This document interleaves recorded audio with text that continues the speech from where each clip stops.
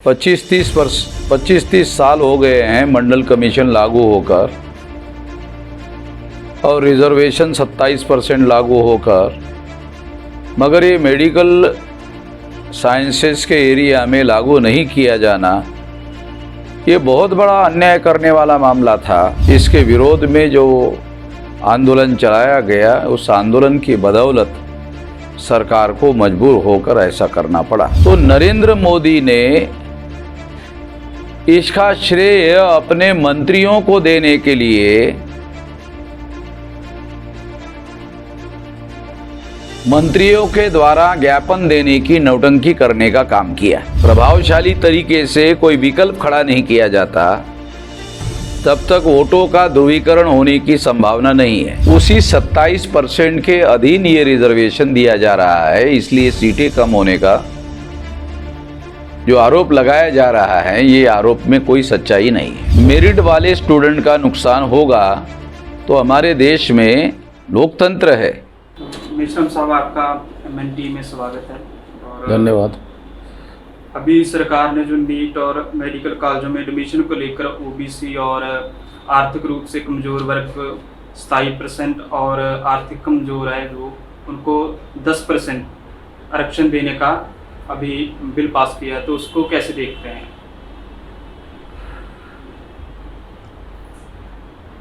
इसका संबंध जो देश भर में वाम से भारत मुक्ति मोर्चा, बहुजन क्रांति मोर्चा के द्वारा पिछड़े वर्ग मोर्चा के माध्यम से जो देश भर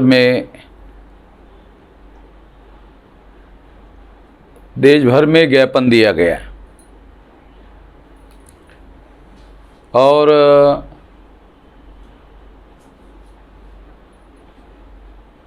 उसके बाद धरना प्रदर्शन भी किया गया।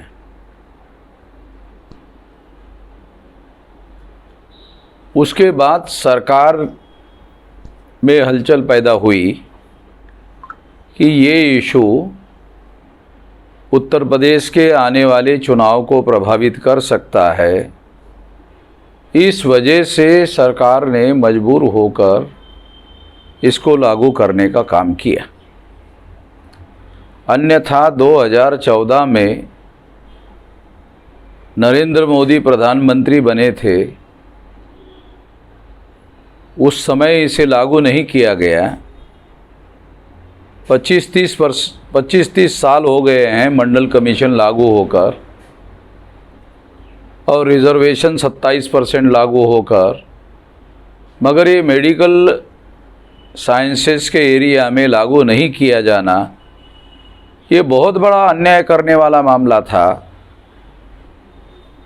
और ये अन्याय करने वाला मामला नीट के माध्यम से बहुत बड़े पैमाने पर उभर कर आया और इस वजह से इसके विरोध में जो आंदोलन चलाया गया, उस आंदोलन की बदौलत सरकार को मजबूर होकर ऐसा करना पड़ा।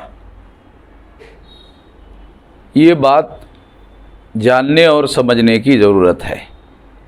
दूसरी बात, प्रधानमंत्री ने या भारतीय जनता पार्टी के लोगों ने एक नौटंकी करने का भी काम किया कि जो मंत्री 28 मंत्री बैकवर्ड क्लासेस के लिए गए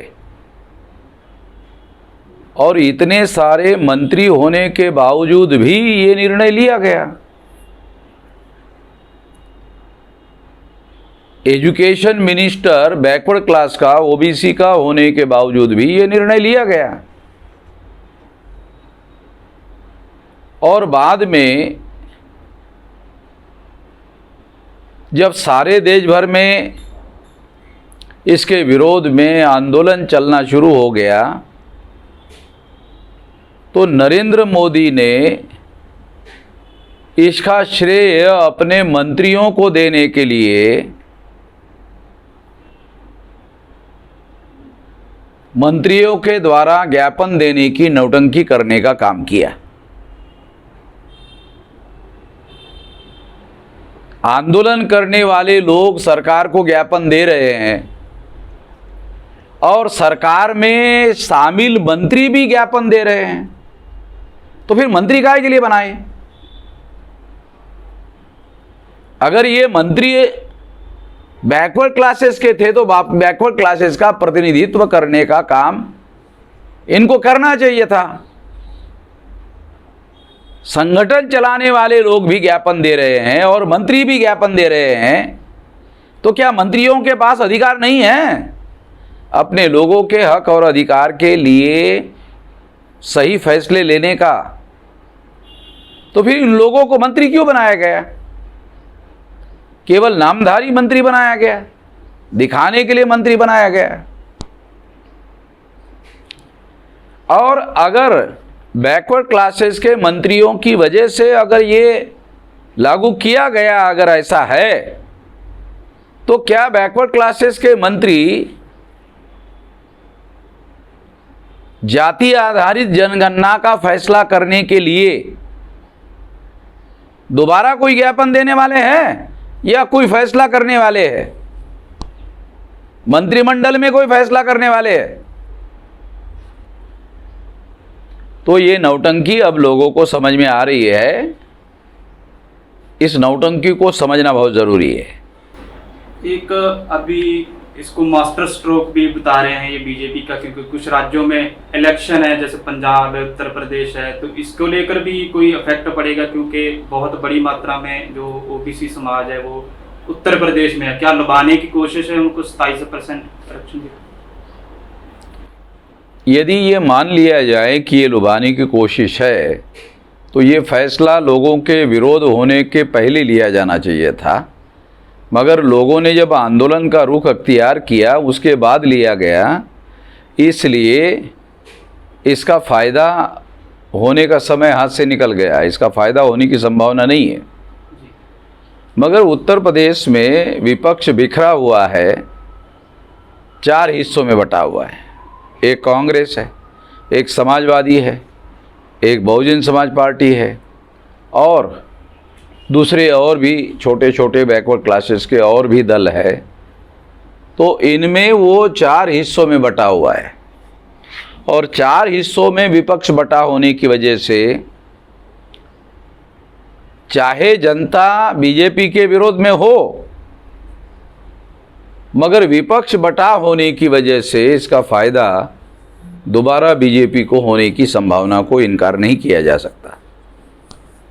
तो जब तक विपक्ष विकल्प खड़ा करने का काम नहीं करता, प्रभावशाली तरीके से कोई विकल्प खड़ा नहीं किया जाता, तब तक वोटों का ध्रुवीकरण होने की संभावना नहीं है। और जब तक वोटों का ध्रुवीकरण नहीं होगा तब तक विपक्ष को फ़ायदा होने की संभावना नज़र नहीं आ रही है। सरकार को तो फ़ायदा होने की संभावना कम ही है, मगर विपक्ष को भी फ़ायदा होने की संभावना नहीं है। ऐसी दुविधाजनक स्थिति उत्तर प्रदेश के चुनाव में दिखाई दे रही है।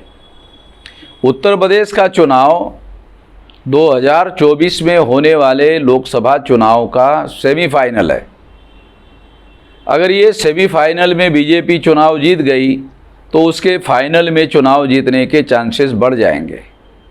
अगर सेमीफाइनल में बीजेपी चुनाव हार गई तो उसके हारने के चांसेस ज़्यादा बढ़ जाएंगे। तो ये बात समझने की है। एक जब से ये लागू हुआ है आरक्षण, और तब से सोशल मीडिया पर एक कैंपेन चलाई जा रही है कि ये स्वर्ण विरोधी है, इससे जो जनरल कैटेगरी के हैं उनकी सीटें कम हो जाएंगी। इसमें आरक्षण को लाकर जो टैलेंट है उसको छुपाने की कोशिश की जा रही है। जब वो ओबीसी के लिए 27% रिजर्वेशन लागू किया गया था, उसी 27% के अधीन ये रिजर्वेशन दिया जा रहा है। इसलिए सीटें कम होने का जो आरोप लगाया जा रहा है, ये आरोप में कोई सच्चाई नहीं है।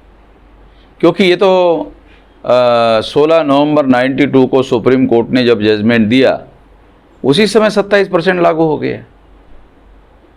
तो ये कहना सही नहीं कहा जा सकता कि उनकी सीटें कम होगी। हाँ, इतना ज़रूर है कि बैकवर्ड क्लासेस को मेडिकल साइंसेस में 27% रिजर्वेशन ना देने से ये 27% सीटें भी वो ब्राह्मण और तत्समूचे जाति के लोग लेके जा रहे थे। तो इनके अधिकारों पर अतिक्रमण हो रहा था। तो ये एक बात है। तीसरा बात है कि इससे मेरिट वाले स्टूडेंट का नुकसान होगा।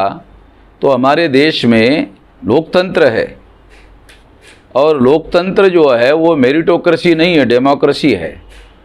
और डेमोक्रेसी में सबसे ज़्यादा अहम बात ध्यान रखना पड़ता है रिप्रेजेंटेशन को, प्रतिनिधित्व को। तो ये प्रतिनिधित्व देने का मामला है और ये प्रतिनिधित्व देने का मामला होने की वजह से ये नहीं कहा जा सकता कि मेरिट को नुकसान होगा, क्योंकि बैकवर्ड क्लासेस के जो भी स्टूडेंट इसमें आएंगे उनको जो क्वेश्चन पूछे जाते हैं जिसके आधार पर मेरिट निर्धारित होता है और जो ब्राह्मणों को सवाल पूछे जाते हैं उसमें कंसेशन तो दिया नहीं जाता। जो पेपर जांचने वाले लोग हैं उस जांचने वाले लोगों के द्वारा भी कोई कंसेशन नहीं दिया जाता कि ये बैकवर्ड क्लास का स्टूडेंट है इसलिए इसको थोड़ा सा ज़्यादा मार्क्स दिया जाए, ऐसा तो होता नहीं है। इसलिए ये कहना गलत बात है और हम लोगों को देश के डेमोक्रेसी को रिप्रेजेंटेटिव डेमोक्रेसी के दिशा में आगे बढ़ाना चाहिए, ये ज़रूरी बात है। एक कांशीराम जी के समय से एक नारा चलता आ रहा है कि जिसकी जितनी संख्या बारी उतनी उसकी हिस्सेदारी, और जो बामसेफ के ऑफशूट बन गए जैसे राष्ट्रीय पिछड़ा वर्ग वो भी यही मांग करता आ रहा है। तो क्या जो राष्ट्रीय पिछड़ा वर्ग मोर्चा है वो 27% से खुश हो जाएगा? अभी तो 27% का ही मामला है, मगर लड़ाई जो है वो जिनकी संख्या भारी वाला जो मुद्दा है वो बरकरार है। दो मुद्दे अलग अलग है। मेडिकल साइंसेस की सीटें 27% के अधीन देने ना देने का मुद्दा था, वो आंदोलन के बदौलत दबाव की वजह से देना पड़ा मजबूरी में। अब 52% लोगों को 52% रिजर्वेशन दिया जाए या संख्या के अनुपात में दिया जाए, इसके लिए ज़रूरी है जाति आधारित गिनती किया जाना।